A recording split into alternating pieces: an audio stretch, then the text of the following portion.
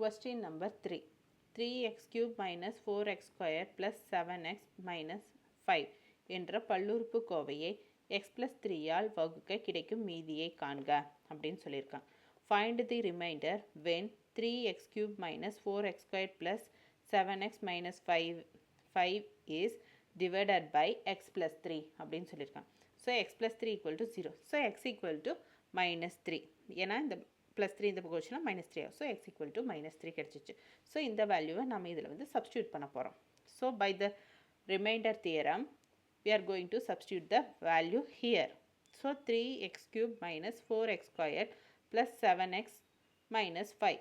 So இது xக்கு பதிலாக minus 3 substitute பண்ண என்ன கிடைக்கும்? Minus 3 cube minus 4 into minus 3 the whole square plus 7 into minus 3 minus 5. So 3 cube na 27.